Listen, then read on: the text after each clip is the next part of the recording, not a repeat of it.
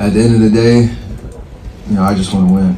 Is the Golden State Warriors dynasty officially over? This is without a doubt their worst finish since their last championship victory. See what I did there? And a lot of people are wondering, what is the future for the Warriors going to look like? Is Klay Thompson going to come back? Are they going to blow up their core? Are they going to build around players like Jonathan Kuminga? Is Chris Paul going to come back? So before we get to the content, I am currently in Japan right now. That's probably why this video is getting to you guys so freaking late. If you guys want to see what I'm up to while I'm traveling, check me out on Snapchat at FlightMikeSnap. I'll be back really soon. And now that we get all that out of the way, cue the intro.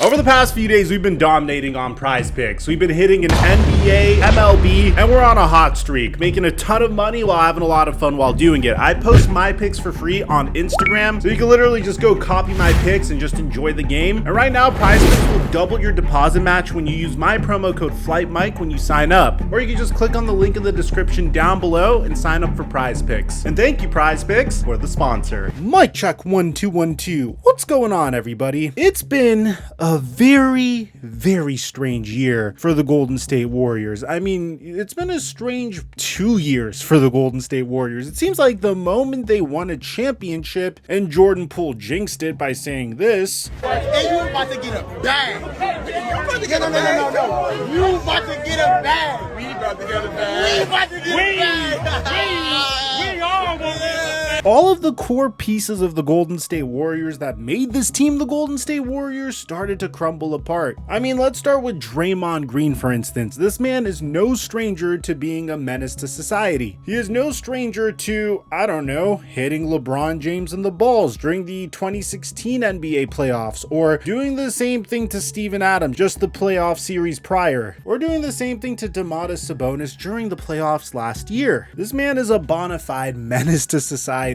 And the strangest thing about it is he did it to his own teammate at the start of last season, which caused a lot of tension last year. I would make the joke repeatedly that Draymond Green punched the living talent out of Jordan Poole, and the result was the Warriors were in a situation where they had to choose between Draymond Green and Jordan Poole. And in this instance, they chose Draymond Green, in a decision that arguably caused Bob Myers to step down as the general manager of the Golden State Warriors. What is the path forward for Klay Thompson and Golden State? Well, this is why I left, first of all.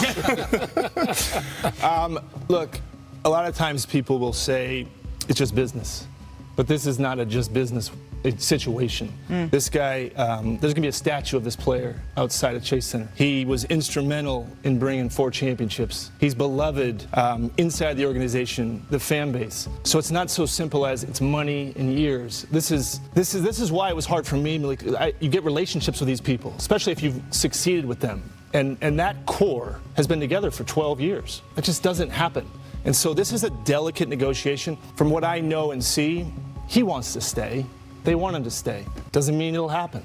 But it is a test. It's certainly a test, like Woj said, and this is probably the first real test. Probably because of the impending doom that was to come, the Warriors decided to appease their existing core in any way, shape, or form, whether that meant trading away Jordan Poole and bringing on Chris Paul, which just makes them older and kind of handicaps them for the future, or giving up on James Wiseman and trading him to the Detroit Pistons so they could bring back Gary Payton II during last year's trade deadline. One by one, the Warriors consistently proved that they were going to do anything it took to appease Steph, Klay, and Draymond over trying to build towards the future. It's kind of like the inverse of The Last Dance. You know how in The Last Dance, the owner of the Chicago Bulls told his existing championship winning team that it's time to rebuild even though they were still winning championships? Well, in the case of the Warriors, they're doing everything they can to give their big three as many chances as they can to win as much as they can, even if it seems like they have nothing left left in the tank, and they did everything they could to appease him. So going into this season, there are very high hopes and expectations for this team. Maybe Chris Paul is the spark that the Warriors need. He could lead the bench unit. Maybe you will get a more focused and locked in Draymond. Maybe it was Jordan Poole that was the problem. And then the season starts, and Draymond Green is already getting into trouble for chasing down Rudy Gobert and putting him into a chokehold, or quite literally punching Yusuf Nurkic's face. Draymond Green wouldn't even get suspended for that long for that, and he honestly got a slap on the wrist in my opinion. But as the year went on, there was another strange theme that loomed over the Warriors season. For some reason, it seemed like Klay Thompson lost all of his talent. It's crazy that the individual that is known for dropping 60 points in 29 minutes, or 11 three-pointers in a playoff game, or 37 points in a single quarter, or donned a headband and drained 14 three-pointers in a single game, or 43 points on 4 dribbles, not to mention the individual that scored 10 straight three-pointers in a game, all of a sudden just couldn't find a bucket. And this was a huge theme for him all season long. Klay Thompson had his second worst three-point percentage of a season, shooting 39% from 3, but also shooting 43% from the field. And the Warriors were doing everything they possibly could to make it work with Klay. And throughout the season, you could tell that Klay wasn't doing so well with the fact that he wasn't the same player anymore. So during the beginning of the season, Klay Thompson would start off very slow, eventually leading to this clip where he took offense and just assumed an interviewer was suggesting that he gets benched. What do you want me to bench me? I don't think I said that. Okay. I mean, you can suggest it, it's fine. But, I mean, thanks, Steve, I guess. Like, I don't know, sometimes you earn these things like patience and time to find yourself. And I think history is on our side when it comes to that stuff. But that would just be the tip of the iceberg. Things would get way worse for Klay, and people were wondering why. Was it the fact that his contract was about to expire and he wanted a max contract extension? On one hand, that's a very legitimate theory to have, but then you have to remember that this is Klay Thompson we're talking about. This is an individual that has experienced some of the most high-pressure situations in the NBA. Whether it's Game 7 of the 2016 NBA Finals versus the Cleveland Cavaliers when the Warriors had a 73-win season, which of course the Warriors would lose, or the fact that this man quite literally tore his ACL, rehabilitated fully, came back ready to go, and just a few weeks before the next season, he would tear his Achilles. And I'm not here to quantify pain or quantify obstacles for anything or anyone, but if you ask me, I think Klay Thompson has been placed under significantly more pressure, and every time he's overcome it, way more pressure than just a contract expiring. I don't necessarily think that's what's happening with Klay, and things would get way worse for Klay. As time went on, Klay Thompson would get benched because of his poor performance, but to Klay's credit, he took it in stride. Found out this morning. Me and Steve had a good talk about it, and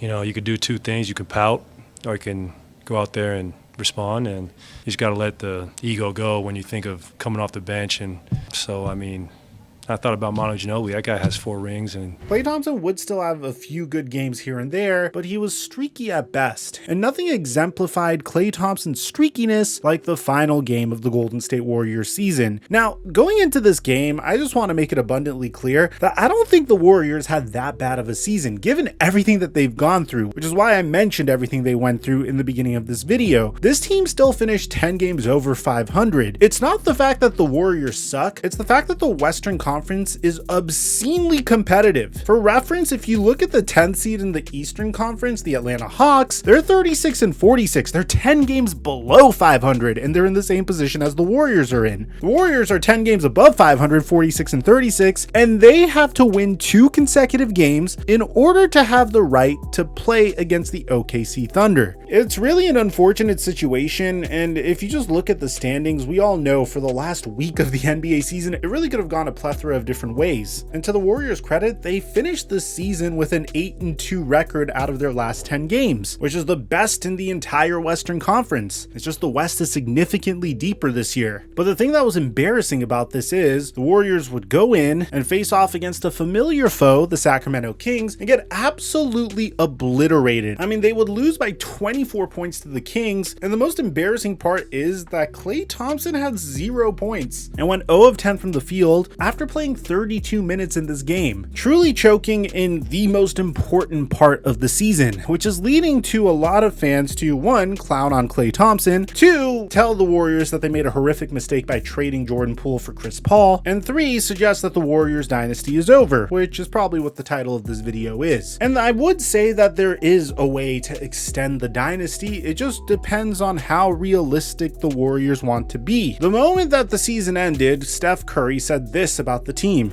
We obviously understand the league has changed and we're getting deeper into our careers and we have to continue to evolve and make the necessary adjustments to win games. But at the end of the day, I just want to win. That's fully possible. I know this summer's going to be a lot of conversations and trying to set up ourselves to win, and whatever that means. I hope that's the outcome. And even Steve Kerr had this to say about the future of Klay Thompson. Klay is the question mark there, though. You mentioned that. I mean, how imperative do you view it to keep him around? We need Klay back. I mean, he's I know he had a tough night tonight, but what he represents for us, the spacing, he's still got good years left. And I know I speak for everybody in the organization. We want him back. Obviously, there's business at hand, and that has to be addressed with Klay's representatives and Mike and Joe. But what Klay has meant to this franchise, as good as he still is, we desperately want him back.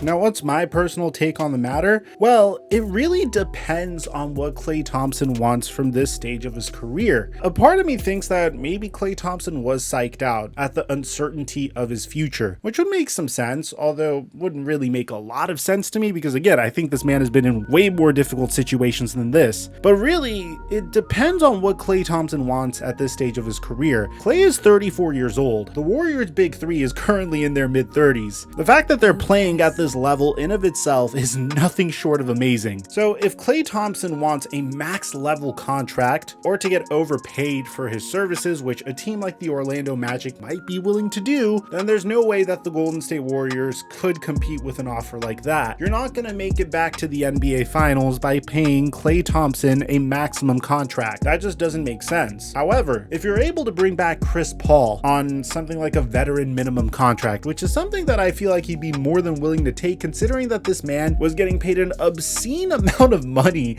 into his late 30s. I mean, Chris Paul is truly one of the best businessmen in the entire NBA. So if you're able to bring back Chris Paul on a veteran minimum contract, and you're able to bring back Klay Thompson on a contract that pays maybe $20 to $25 million a year, and he's okay with a bench role, that frees up additional cap space for the Golden State Warriors to build around Steph Curry, Klay Thompson, Draymond Green, and Chris Paul for one last championship run. But again, it all comes down to what Klay Thompson wants at this stage of his career. If you want a big payday in a state that doesn't charge you any state income tax, then go to Orlando. No one would really blame you. At the end of the day, I think it's important that we're realistic about Klay Thompson's career. He's currently 34 years old, and he's suffered two major injuries throughout his entire career. The Warriors dynasty went on for over a decade. They won 4 championships throughout this span. They were one of the most dominant teams in the entire NBA. They've rebuilt and retooled over and over and over again to make sure that they can consistently compete with among the top teams in the Western Conference. Steph Curry is currently 36 years old. Klay Thompson is 34 years old. Draymond Green is also 34 years old. There's no shame in the fact that the Warriors dynasty might be over. I do think there is a path to making sure that the Warriors still can be competitive for the foreseeable future, but that path is going to be dependent upon the sacrifice that Klay Thompson would be willing to make. And at the end of the day, I won't fault him for any decision that he makes, because once it's all said and done, Klay Thompson will go down in NBA history as one of the greatest shooters in NBA history. Draymond Green would have one of the most decorated careers of all time, and the Golden State Warriors dynasty of the 2010s would be considered as one of the greatest dynasties of all time, with the 2017 iteration of the Golden State Warriors being without a doubt the greatest basketball team of all time. So let me know in the comment section down below if you're a Warriors fan. What do you think about all this? Aside from that, I'm your boy Mike, and I'm dropping our mic until our next upload.